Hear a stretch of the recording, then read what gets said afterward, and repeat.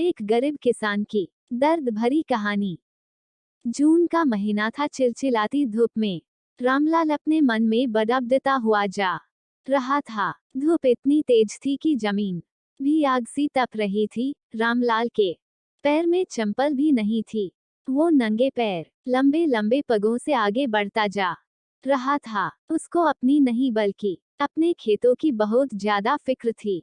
जंगली भुंडों के झुंड खेतों में आते थे और कुछ ही मिनटों में खेत को तहस नहस कर देते थे। रामलाल के खेत में इस साल बहुत ही अच्छी तरबूजे की फसल लगी थी, जिसे देखकर उसकी जान में जान आती थी। उसके पास पैसा नहीं था, लेकिन उसने गांव के ही एक जमींदार से पैसा उधार लिया हुआ था, जिस पर जमींदार का ब्याज बहुत तेजी से बढ़ रहा था। रामलाल मन ही मन में सोच रहा था, इस बार तरबूजे बेचकर जमींदार का सारा कर्ज चुकाऊंगा और इसके बाद अपनी बीबी के लिए एक अच्छी सी साड़ी और अपने लिए एक कुर्ता खरीद लूंगा। बच्चों के पास भी कपड़े नहीं है, उन्हें भी कुछ न कुछ देना पड़ेगा।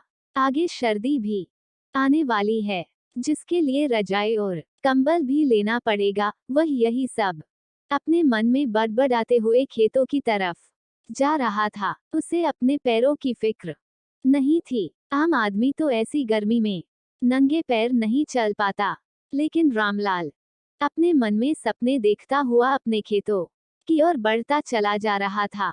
खेत पास पहुंचते ही रामलाल गदगद हो गया। खेत में बहुत अच्छी तरबूजे की फसल थी।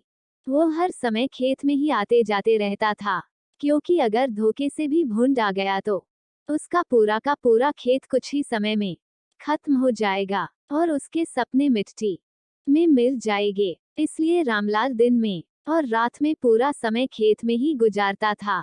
रामलाल की पत्नी भी फूली नहीं समा रही थी, क्योंकि 10 साल बाद उनके खेतों में इतनी अच्छी फसल लगी हुई थी, लेकिन गर्मी बहुत ज्यादा थी। जमींदार अक्सर आके रामलाल को धमकी देता रहता था, फसल काट दो और मेरी पाई पाई चुका दो, नहीं तो तुम्हारे लिए अच्छा नहीं होगा। रामलाल ने हाथ जोड़कर कहा, इस साल खेत में फसल अच्छी लगी है साहब, मैं आपका एक एक पैसा चुका दूंगा। तरबूजे की फसल लगभग तैयार थी। जितनी खुशी आज रामलाल को हो रही थी, इनका अंदाजा लगाना आज मुश्किल था। वह मन ही मन में खुशी से झूम रहा था, लेकिन उसको पता था कि अगर जरा सी भी हमसे चूक हुई तो मेरा सब कुछ नष्ट हो जाएगा। रात में भी वह जरा सी आहट से भी उठ के बैठ जाता, अपने खेत में इधर उधर देखता और आकर फिर से सो जाता। उसकी नींद कभी पूरी नहीं हो पाती थी। उसके सपने में भी खेतों की याद बनी रहती।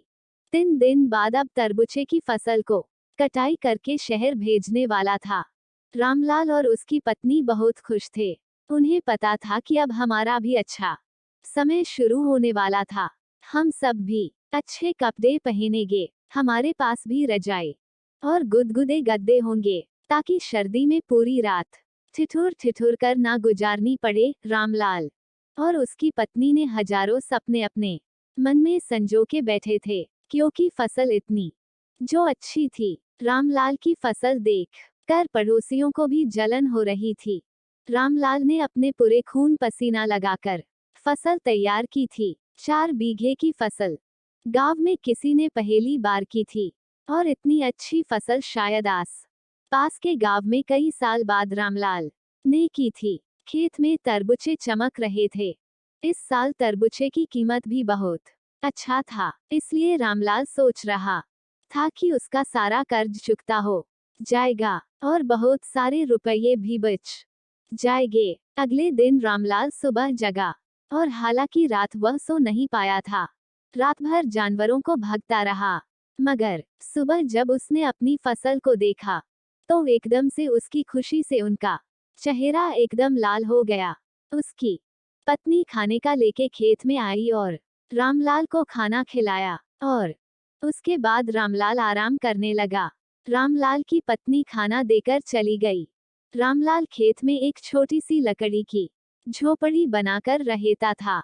उस झोपड़ी में आराम करने लगा। दोपहर का 12 बज चुका था। रामलाल भी उठकर इधर उधर देख रहा था, क्योंकि दोपहर में जंगली भुंडों का खतरा ज्यादा बना रहता था। चारों तरफ धूप के कारण सन सन की आवाज आ रही थी। चारों ओर सन्नाटा छाया हुआ था। रामलाल के खेत से गांव की दूरी लगभग 1 किलोमीटर थी। रामलाल ने इधर उधर देखा, कोई जानवर दूर दूर तक नहीं था। यह सोचकर वह आराम करने लगा।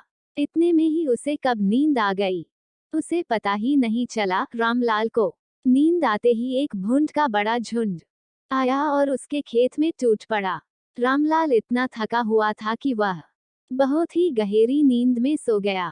उसे कुछ पता ही नहीं चला और भूंड ने उनके खेत को कुछ ही मिनटों में पूरी तरह से तहस नहस कर दिया।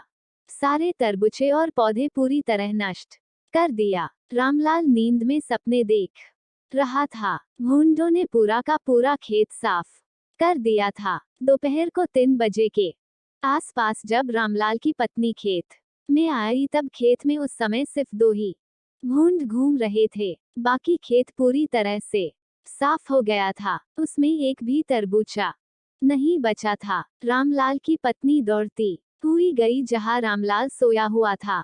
उसने रामलाल को जगाया और जब रामलाल उठकर अपने खेत की तरफ देखा तो उसका पूरा रंग ही उड़ गया। वो वहीं पर अपना माथा पटकने लगा। उसके सारे सपने बस थोड़ी ही देर में चकनाचूर हो गए। अब वो सोच रहा था, जमींदार का कर्ज कैसे चुकाऊंगा। रामलाल की पत्नी बेहोश होकर वहीं गिर गई। रामलाल को भी होश नहीं था। उनको भारी आघात लगा हुआ था। वो बहुत बड़ा आदमी बनने का सपना नहीं देख रहा था। वो सिर्फ अपना घर सुधारने के बारे में सोच रहा था। लेकिन अब उसके सारे सपने पूरी तरह से टूट गए थे। रामलाल और उसकी पत्नी की आंखें खेत को देखकर पथरासी हो गई थी। खेत में चर रहे 2 भुंड भी अब जा रहे थे। शायद उनका भी पेट भर गया था। खेत में ऐसा कुछ भी नहीं बचा था कि उसे जानवर भी खा सके। रामलाल ने आसमान की तरफ देखा और फिर वही गिरकर बेहोश हो गया और समाप्त हो गया।